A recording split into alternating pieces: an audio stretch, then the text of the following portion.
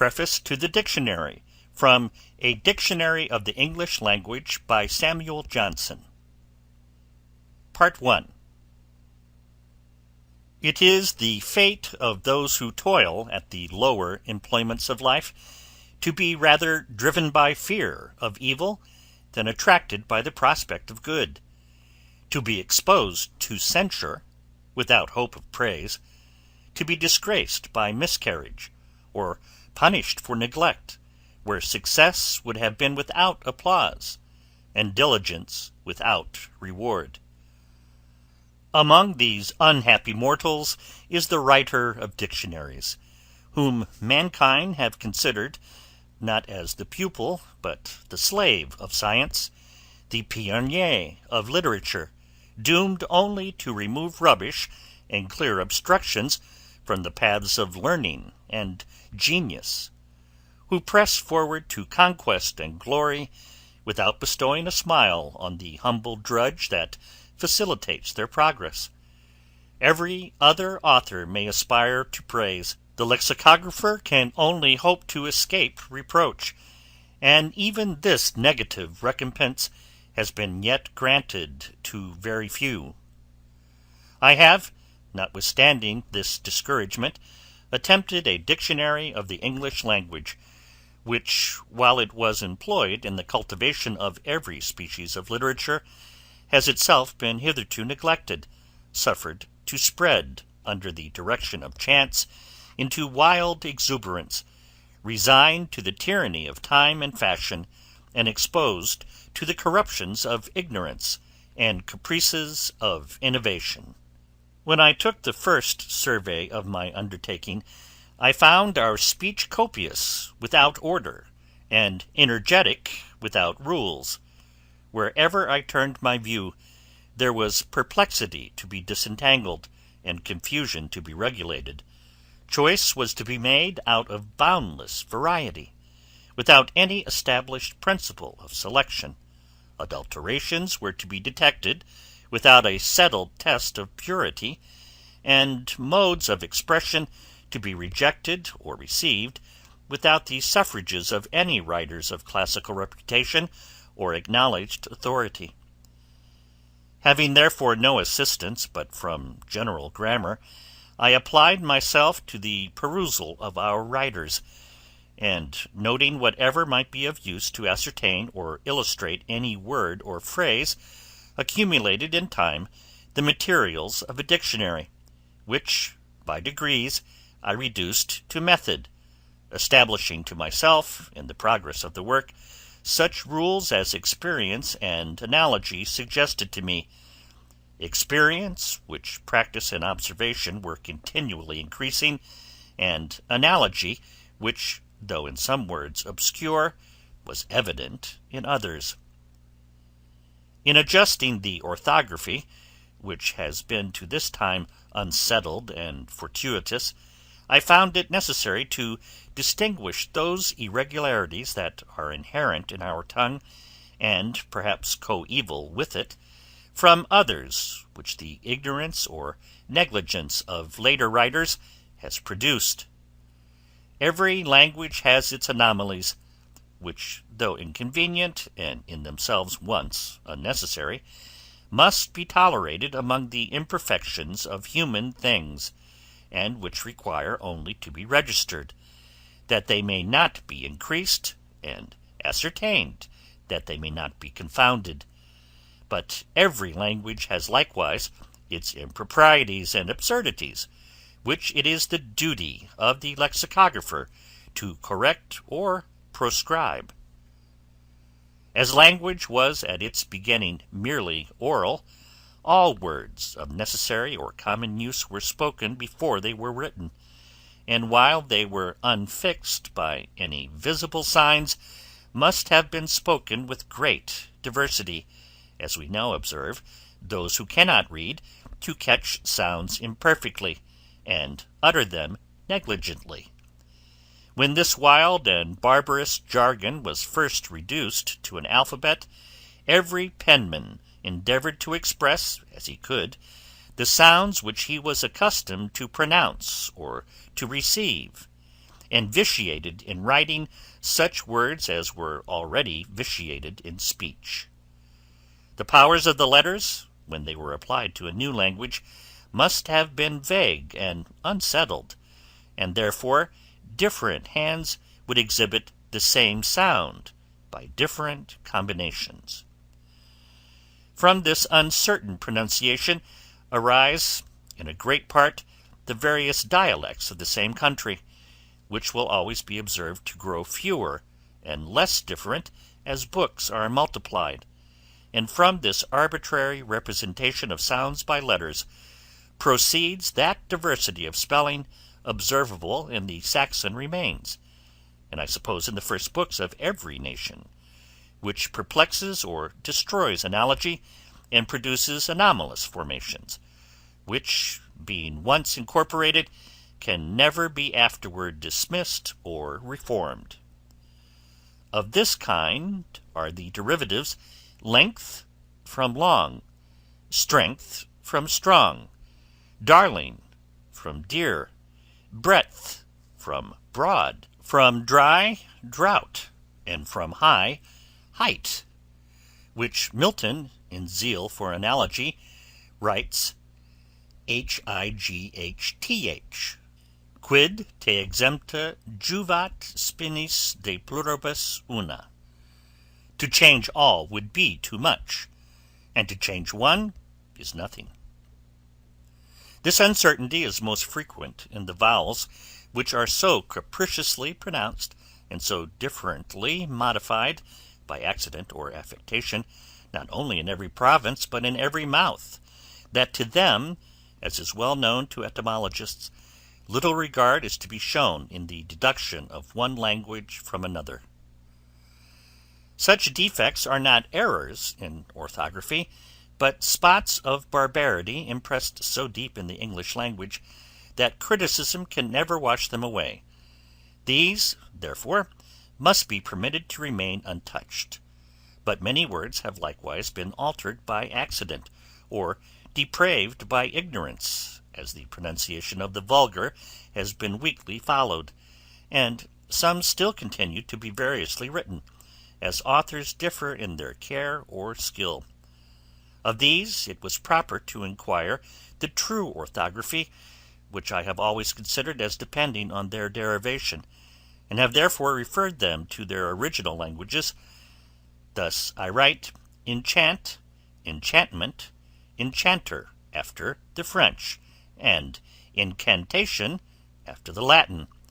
Thus entire, entire, is chosen rather than intire, because it passed to us not from the Latin integer, but from the Greek entier. Of many words it is difficult to say whether they were immediately received from the Latin or the French, since at the time when we had dominions in France we had Latin service in our churches. It is, however, my opinion that the French generally supplied us, for we have few Latin words among the term of domestic use which are not French, but many French which are very remote from Latin. Even in words of which the derivation is apparent, I have been often obliged to sacrifice uniformity to custom. Thus I write, in compliance with a numberless majority, convey and inveigh, deceit and receipt, fancy and phantom. Sometimes the derivative varies from the primitive, as explain and explanation, repeat and repetition. Some combinations of letters, having the same power, are used indifferently without any discoverable reason of choice, as in choke, choak, choke, choke, soap, soap, soap, sope, fuel, fewel, fuel, fuel, and many others, which I have sometimes inserted twice, that those who search for them under either form may not search in vain. In examining the orthography of any doubtful word, The mode of spelling by which it is inserted in the series of the dictionary is to be considered as that to which I give, perhaps not often rashly, the preference. I have left, in the examples, to every author his own practice unmolested, that the reader may balance suffrages and judge between us. But this question is not always to be determined by reputed or by real learning. Some men, intent upon greater things, have thought little on sounds and derivations. Some, knowing in the ancient tongues, have neglected those in which our words are commonly to be sought. Thus Hammond writes feasibleness for feasibleness, because I suppose he imagined it derived immediately from the Latin, and some words, such as dependent, dependant, dependent, dependent, dependence, dependance, dependence, dependence, vary their final syllable as one or other language is present to the writer. In this part of the work, where caprice has long wantoned without control, and vanity sought praise by petty reformation, I have endeavored to proceed with a scholar's reverence for antiquity, and a grammarian's regard to the genius of our tongue. I have attempted few alterations, and among those few, perhaps the greater part is from the modern to the ancient practice, and I hope I may be allowed to recommend to those whose thoughts have been, perhaps, employed too anxiously on verbal singularities, not to disturb, upon narrow views, or for minute propriety, the orthography of their fathers. It has been asserted that for the law to be known is of more importance than to be right. Change, says Hooker, is not made without inconvenience, even from worse to better. There is in constancy and stability a general and lasting advantage, which will always overbalance the slow improvements of gradual correction. Much less ought our written language to comply with the corruptions of oral utterance, or copy that which every variation of time or place makes different from itself, and imitate those changes which will again be changed, while imitation is employed in observing them.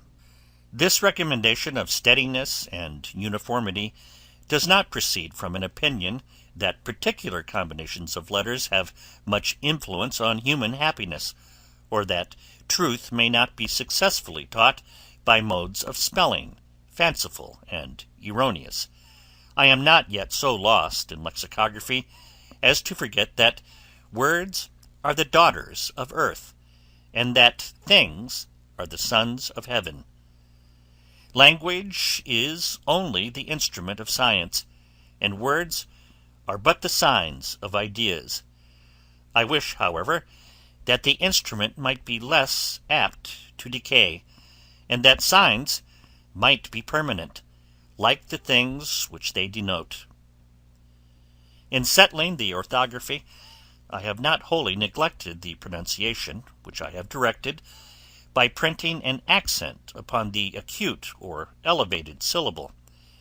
It will sometimes be found that the accent is placed by the author quoted, on a different syllable from that marked in the alphabetical entries. It is then to be understood that custom has varied, and that the author has, in my opinion, pronounced wrong. Short directions are sometimes given where the sound of letters is irregular, and if they are sometimes omitted, defect in such minute observations will be more easily excused than superfluity. In the investigation both of the orthography and signification of words, their etymology was necessarily to be considered, and they were therefore to be divided into primitives and derivatives. A primitive word is that which can be traced no further to any English root. Thus, circumspect circumvent, circumstance, delude, concave, and complicate, though compounds in the Latin, are to us primitives. Derivatives are all those that can be referred to any word in English of greater simplicity. The derivatives I have referred to their primitives with an accuracy sometimes needless.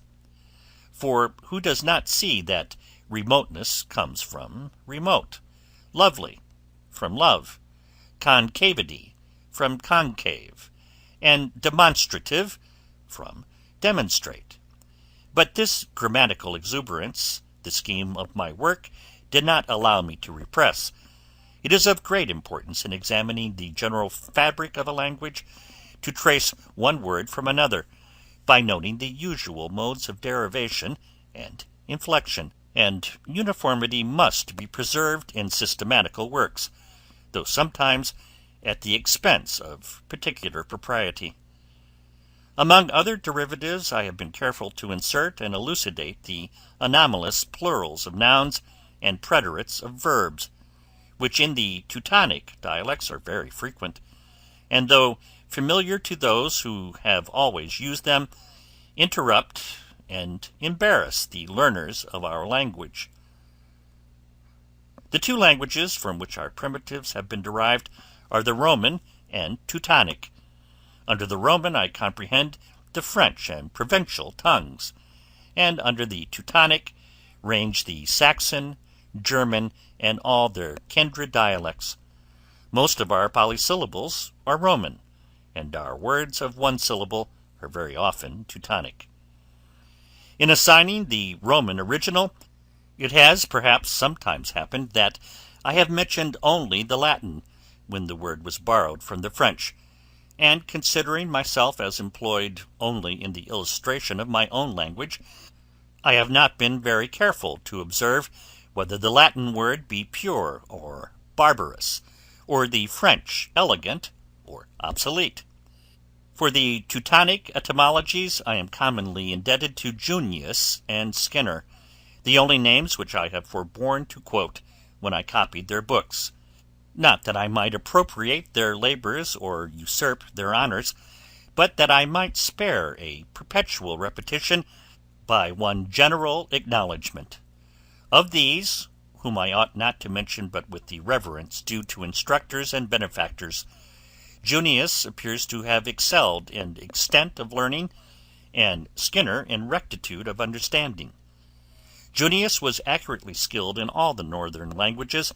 Skinner probably examined the ancient and remoter dialects only by occasional inspection into dictionaries.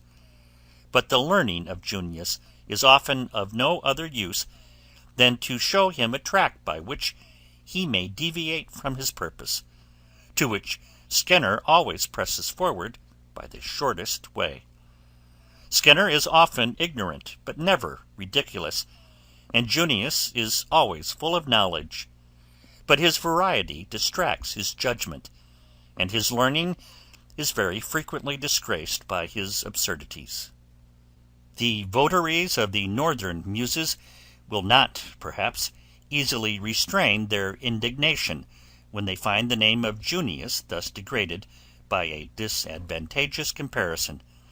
But whatever reverence is due to his diligence or his attainments, it can be no criminal degree of censoriousness to charge that etymologist with want of judgment who can seriously derive dream from drama, because life is a drama, and a drama is a dream, and who declares with a tone of defiance that no man can fail to derive mon from manos, who considers that grief naturally loves to be alone.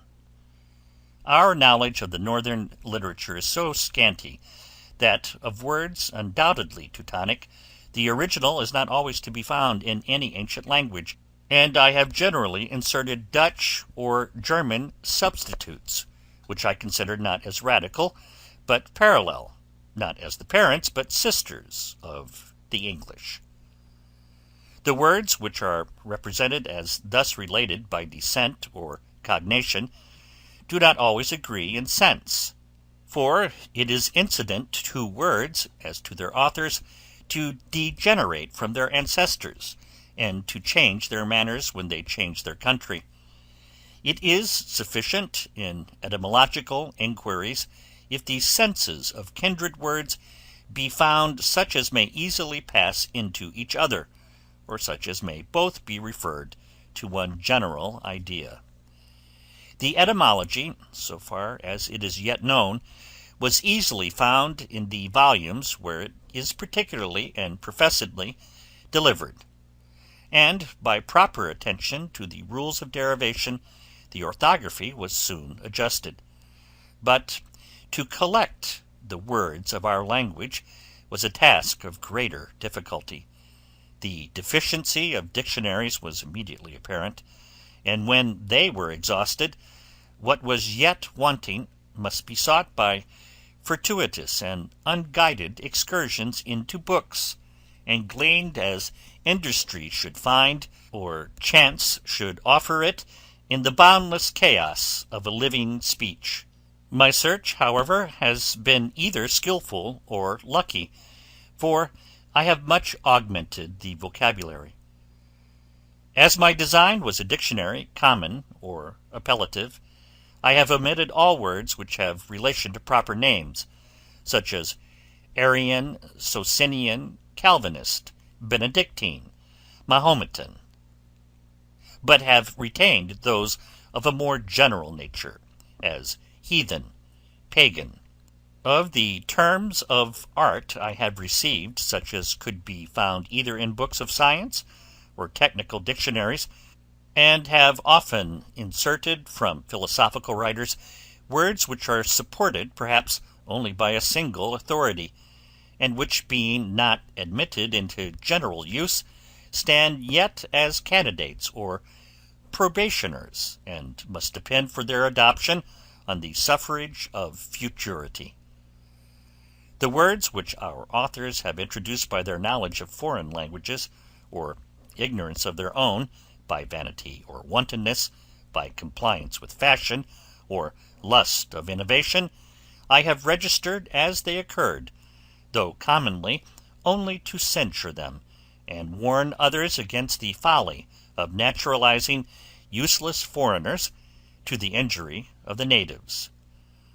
I have not rejected any by design, merely because they were unnecessary or exuberant, but have received those which by different writers have been differently formed, as viscid and viscidity, vicious and viscosity. Compounded or double words I have seldom noted, except when they obtain a signification different from that which the components have in their simple state. Thus, highwayman, woodman, and horse courser require an explication, but of thief-like or coach-driver no notice was needed, because the primitives contain the meaning of the compounds. Words arbitrarily formed by a constant and settled analogy, like diminutive adjectives in ish, as greenish, bluish, adverbs in lee, as dully, openly, substantives in ness, as vileness, faultiness, were less diligently sought, and many sometimes have been omitted, when I had no authority that invited me to insert them. Not that they are not genuine and regular offspring of English roots, but because their relation to the primitive being always the same, their signification cannot be mistaken. The verbal nouns in ing, such as the keeping of the castle, the leading of the army, are always neglected, or placed only to illustrate the sense of the verb, except when they signify things as well as actions, and have therefore a plural number, as dwelling, living, or have an absolute and abstract signification, as coloring, painting, learning. The participles are likewise omitted, unless by signifying rather qualities than action, they take the nature of adjectives, as a thinking man, a man of prudence, a pacing horse, a horse that can pace. These I have ventured to call participial adjectives, but neither are these always inserted, because they are commonly to be understood without any danger of mistake by consulting the verb.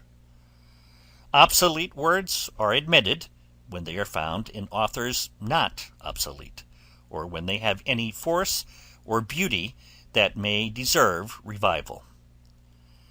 As composition is one of the chief characteristics of a language, I have endeavored to make some reparation for the universal negligence of my predecessors, by inserting great numbers of compounded words, as may be found under, after, for, new, night, fair, and many more.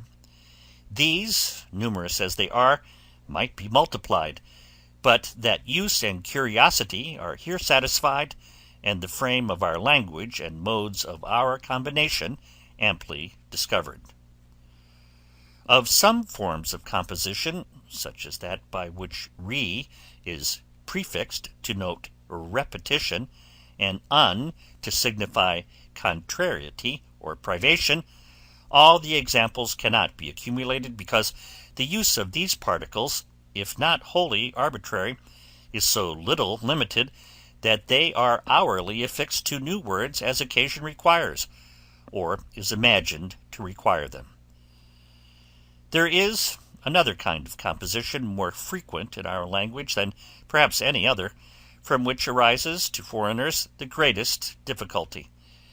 We modify the signification of many verbs by a particle subjoined, as to come off, to escape by a fetch, to fall on, to attack, to fall off, to apostatize, to break off, to stop abruptly, to bear out, to justify, to fall in, to comply, to give over, to cease, to set off, to embellish, to set in, to begin a continual tenor, to set out, to begin a course or journey, to take off, to copy, with innumerable expressions of the same kind, of which some appear wildly irregular, being so far distant from the sense of these simple words, that no sagacity will be able to trace the steps by which they arrived at the present use. These I have noted with great care, and though I cannot flatter myself that the collection is complete, I believe I have so far assisted the students of our language, that this kind of phraseology will be no longer insuperable, and the combinations of verbs and particles, by chance omitted, will be easily explained by comparison with those that may be found. Many words yet stand supported only by the name of Bailey, Ainsworth, Phillips, or the contracted dict for dictionaries subjoined. Of these, I am not always certain that they are read in any book but the work of lexicographers.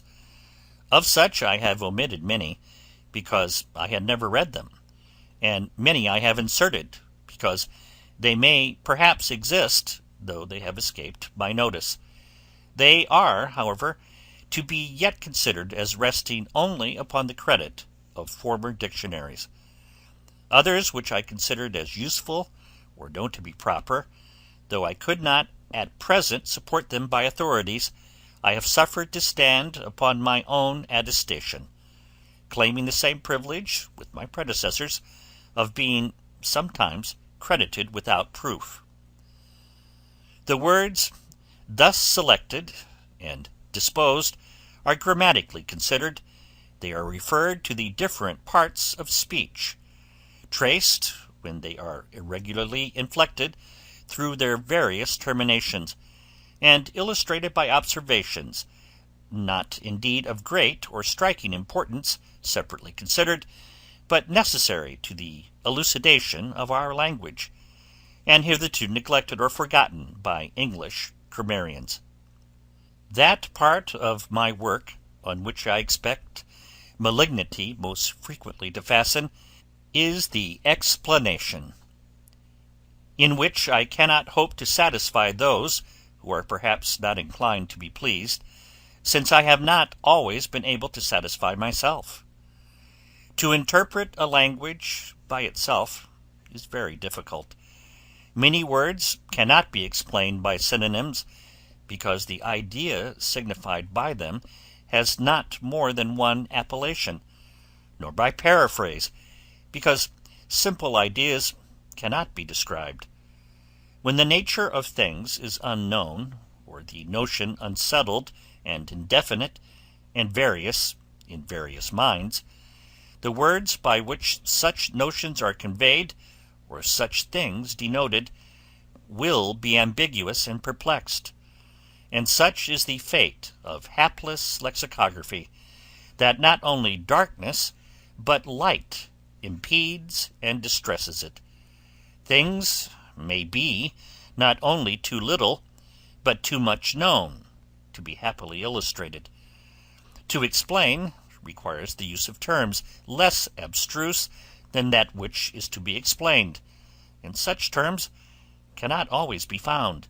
For as nothing can be proved but by supposing something intuitively known and evident without proof, so nothing can be defined by the use of words too plain to admit a definition.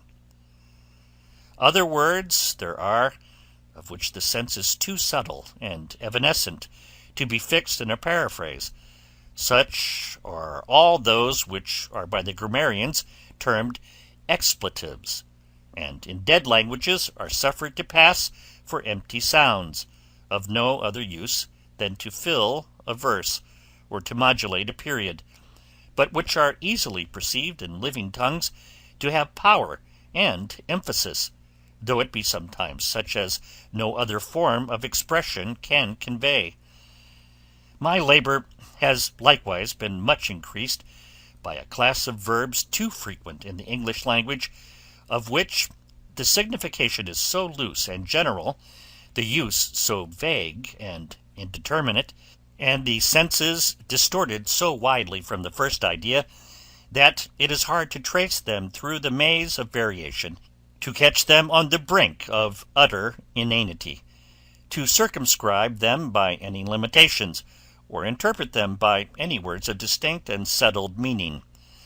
Such are bear, B-E-A-R, break, B-R-E-A-K, come, cast, full, get, give, do, put, set, go, run, make, take, turn, throw.